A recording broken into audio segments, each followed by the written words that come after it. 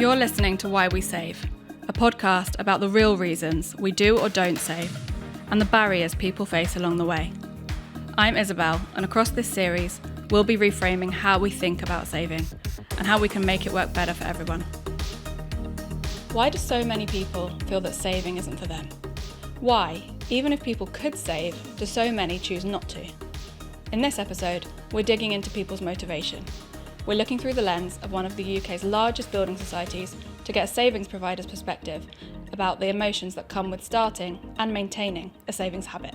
Joining me and Andrew today is Vicky Wales, Chief Savings Officer at Principality Building Society. Principality is the biggest building society in Wales and one of the UK's largest mutuals. Vicky has been leading research into why so many people don't feel saving is relevant to them, uncovering the deep-rooted attitudes, barriers and circumstances that hold people back. She's passionate about finding practical ways to turn that mindset around, to make saving feel relevant, rewarding and realistic for everyone. Vicky, welcome to Why We Save. Borada, morning. Glad to be here. Thank you for joining us. Would you mind starting just letting our listeners know what you do? Of course, I'm Vicky Wales and I'm the Chief Savings Officer at Principality Building Society, based in Wales. Chief Savings Officer. So what do you do? What's your role? It involves everything for our customers to do with savings. So that's everything from thinking about our products and our marketing through to our branch network and our telephone support offerings for customers as well. So it's everything savings end to end and all of the servicing and support that we give to customers at the back end as well. Brilliant. So very, very varied. Really varied job, really exciting and great to have that regular touch point with customers. So what is a building society? A building society is a place for customers, but in building society terms we call them members. So it's a business that's owned by members for members. So we take savings and we help people with mortgages. So very much owned by members for their own benefits. So how is that different from a bank? Well, we don't have shareholders, so it's really different because we can be really focused on what's most important to our members, and our purpose is to help them. To really help our members with the things that are most important to them. So we're not under pressure like banks are with shareholders and profits. We can really reinvest in the business for the benefit of members and their value. Great, that sounds really community focused. So is that something that's really important? Definitely. I think all building societies and any mutual organisation that has a similar business model is very much based around the community, around people coming together for each other's benefit. And that's what a building society is really aiming to do. Great. So the main reason we wanted to speak to you today is because we know that Principality's done some research into people's motivation to save, not necessarily whether they can or can't, but whether they will or won't. Could you tell us a little bit more about that? Yeah, we do a lot of research with our customers. You know, listening to what our members tell us is most important to them is how we feel is the secret to running a successful business and really being able to support your customers in the way that they want it. So that involves loads of research, whether that be online panels, whether it be our member pulse community, whether it be hearing the feedback that our customers are giving in branches and to our telephone colleagues. We really gather as much insight as we can on people's choices and habits, both for savings and for mortgages. And what are some of the issues that you're seeing savers facing at the moment? I think some of the issues that they're facing at the moment is just the ability to save. People save for lots of reasons and people don't save for lots of reasons as well. And what we've really seen is there can be a real emotion element attached to whether you choose to save or not. So for some people, there's almost like a feeling of, well, if I can save, I'm a lucky one. Mm-hmm. And there's an element of guilt or different feeling over how they perceive that to be. There's also, a real connection over wanting to save for something in many cases. So, people want to save for life goals, for really important big purchases like a house purchase or for retirement, but also really key for us as a society, and we're on a mission to get 1 million of our own members saving by 2030, is just to build resilience for day-to-day living. That's such a critical part and is really, really important. We know that about 8 million people in the UK. That's 1 in 6 adults don't have any savings. So we really want to encourage first-time savers, small savings, slow savings. Just small amounts can make a really big difference to people. So, we're really encouraging people to do that as well. And lots of people just don't think it's possible for them. They don't know where to start. They don't know how to start. They don't know what amount is a good amount. So people leave money in current accounts or in low interest paid accounts and don't actually realise, half of UK adults don't know the interest rate they're getting on their savings. So it's really, really key to help educate and support people with savings as well. Yeah, that's brilliant. Yeah, and really ties in with what UK Savings Week is trying to achieve as well. And it's interesting, isn't it? There's so many rational reasons to save, but that's great. But it's that psychological factors that are so important, and particularly for those people who don't save, and they almost build on themselves and become barriers in themselves, like you say, around fear and shame, these feelings that our research has also shown are common for people who don't have savings, but it doesn't take much to shift, to start to save and start to build that little and often habit, and it has this massive impact on people's financial well-being. And reasons can be different all through people's life as well. Yeah. When people are younger, they tend to be saving towards something specific. It's something that they want to do that's an exciting experience, like a holiday or something like that. As you get older, you get families who are trying to manage multiple priorities, juggling lots of pressures, children, parents, universities, all different things can play into the mix for them. And then at retirement, we're seeing more and more from members, people want to enjoy themselves. They want to have those life experiences. They want to pass on money where they can to their families as well. So the reasons why people do or don't save change quite a lot through people's lives as well. Has there been anything surprising from the research that you've done internally that you could share? I think what's surprised us the most is just the need to really communicate. And that's why something like UK Savings Week is so critical, where different building societies and mutuals can come together and really collaborate on strong savings messages. As I said, a lot of people don't know what savings rate they're actually getting on their account, so they're really missing out. And we did a lot of work off the back of the FCA cash savings review to really look at how we're communicating with customers as well. How can we be really clear in what we're saying? It's really important as a mutual to build trust. And I think to be able to go out to customers and say, you have this account and this balance in it, but you could be getting a better deal if you move your money to this account. And being really proactive about that, I think, is really important.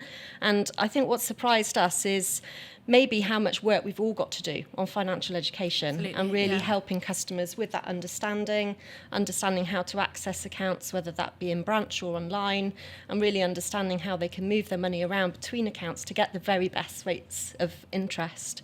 We did some research last year which also surprised us in conjunction with CACI, and that told us that there's £14.5 billion in the UK sitting in accounts on less than 1% interest. And that did shock us. And that's an opportunity. That's an opportunity where mutuals and building societies can really stand forward and help their customers guide through that and really bring to life that member value that we hold so important, that sort of getting the purpose of why people are saving rather than just trying to make profits. And that's really fascinating and kind of scary at the same time, that stat about the amount of savings that are sitting not earning any interest or not earning very much interest. Because in many ways people are doing the right thing and saving, but they're not.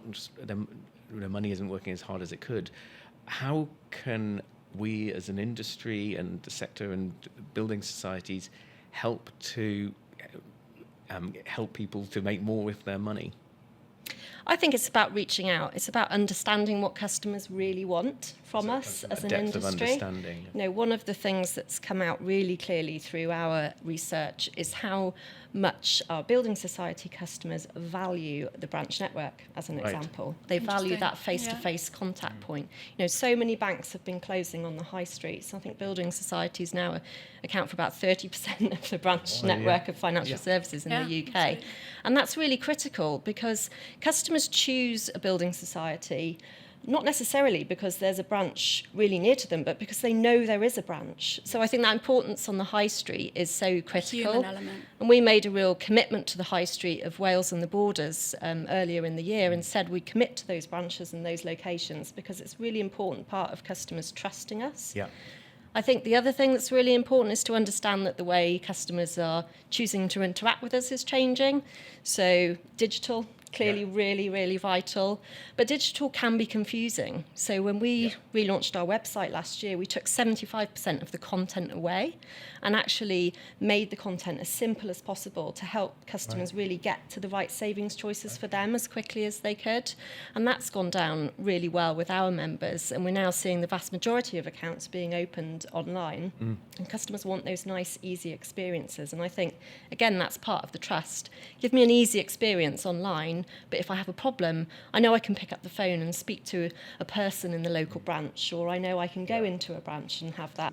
You mentioned the branch and you mentioned the digital, and you could think that they're separate, but it's important, isn't it, that they're integrated and people have the choice for when it's the right channel for them at the right time. Absolutely. We call our website our digital branch. Right. You know, it's taking everything that's great about our branch on face-to-face and putting it online.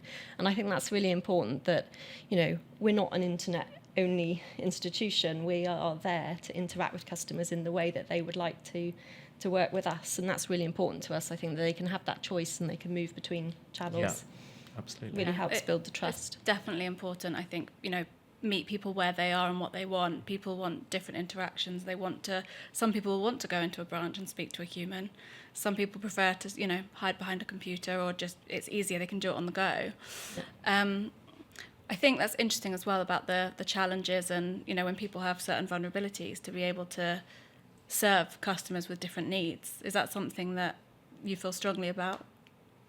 Absolutely. I mean, there is a significant number of vulnerable customers across the UK, and often vulnerability is quite hidden. You know, we know that up to half of UK adults experience some sort of vulnerability during their lifetime, whether that be something that is obvious and visible to people, whether that be a life event, you know, a bereavement. People come in and out of vulnerability for different reasons. So I think really taking the time to talk to your customers, understand their context, understand what's happening in their life, why are they needing to save, why are they coming into the branch, what's important to them. And I think then you can really support people through those more vulnerable moments as well. Yeah, absolutely. I think also that simplicity that you mentioned is really key, because even if people haven't got characteristics of vulnerability in the sort of formal sense, they might still feel overwhelmed. There's a lot of choice out there.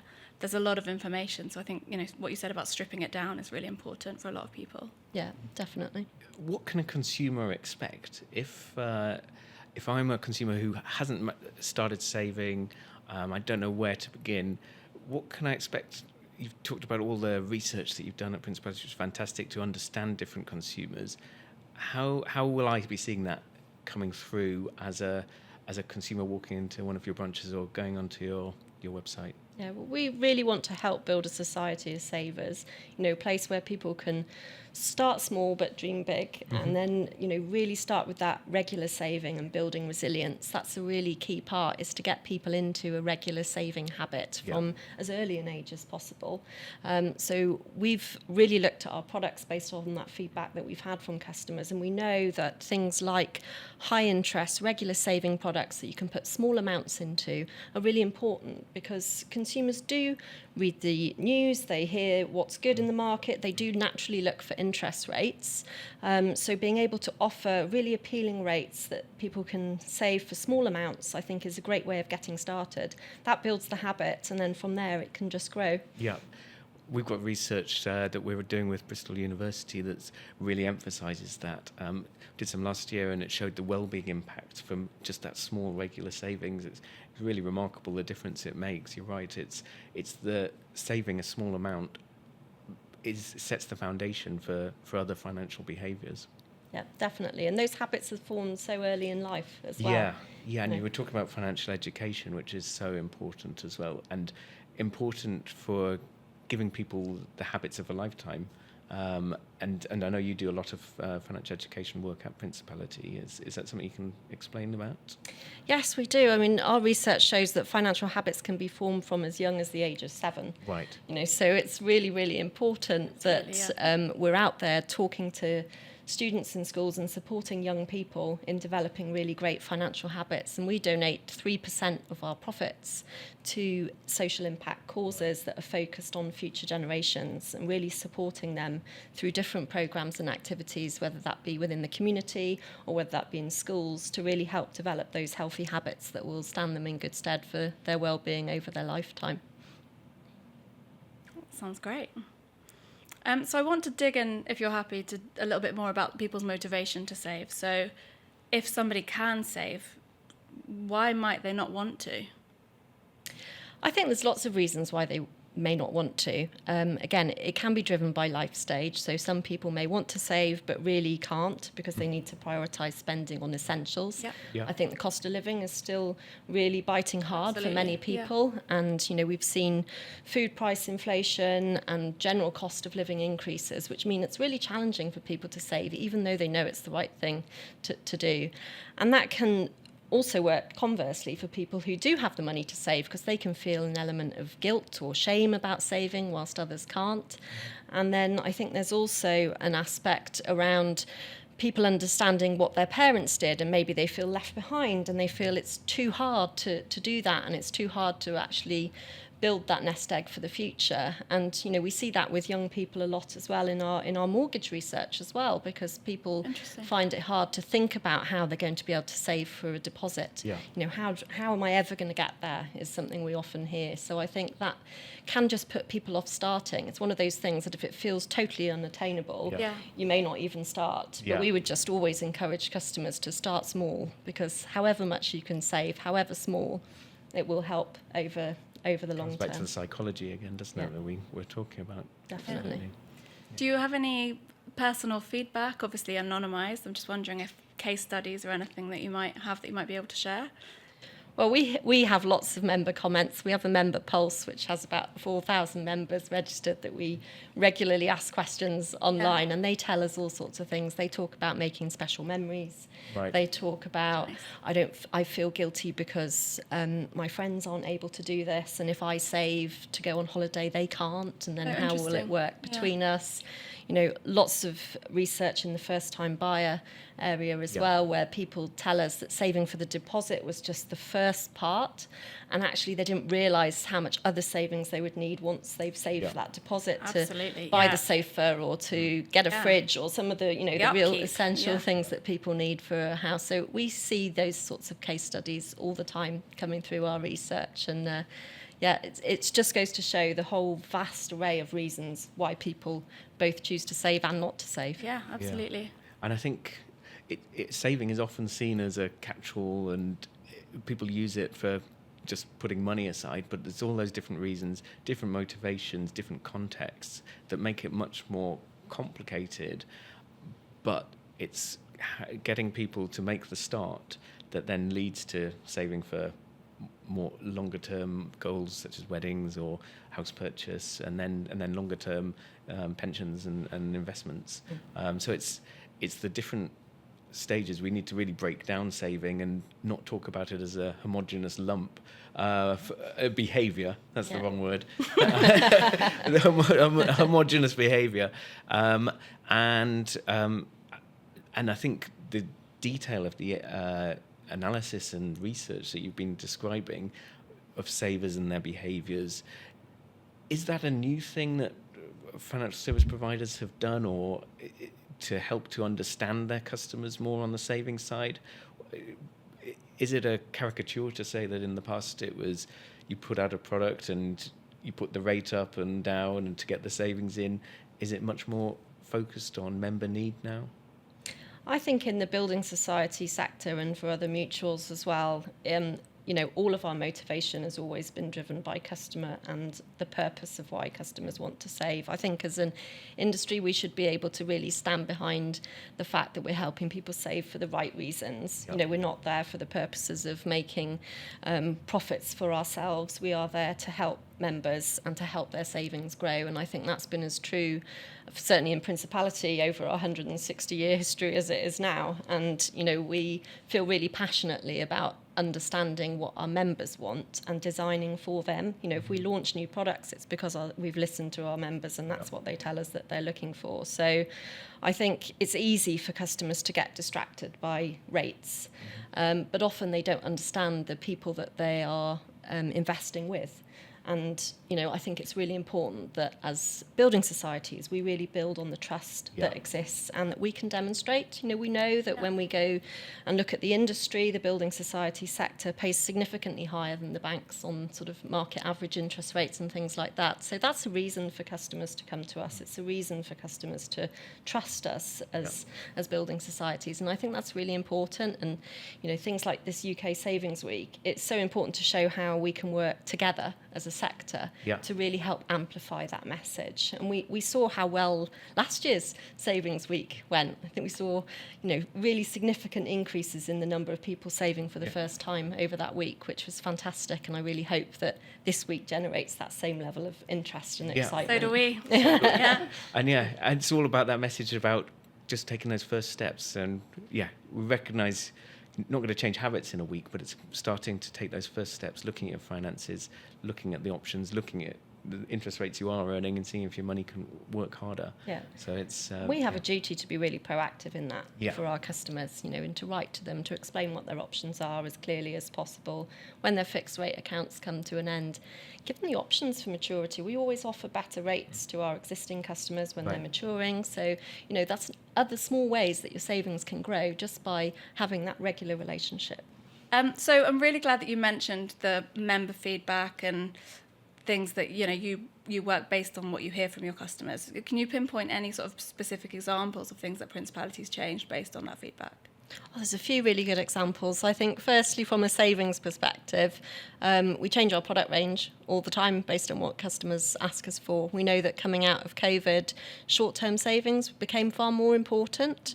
And I think that's, because of some of those cost of living challenges. So we launched a range of one-year products as an example at that time, because people were looking to tie their money up for shorter periods or less certain about what the outlook looked like for them. So that would be one example. We've also launched a range of regular saving products, which again were something that customers were looking for at that time, that idea of I can only put small amounts away at the moment, so how can I really maximise those? I think from a mortgage perspective, we launched an account called First Home Steps about 4 years ago now, which helps people save for a deposit for a house. And we've had lots of feedback through there that the account limit was not moving in line with where house prices were moving, so people wanted to have a larger ability to save within that account, and to have that on an ongoing basis, not a fixed term. So that would be another great example of where we've taken customer feedback on board.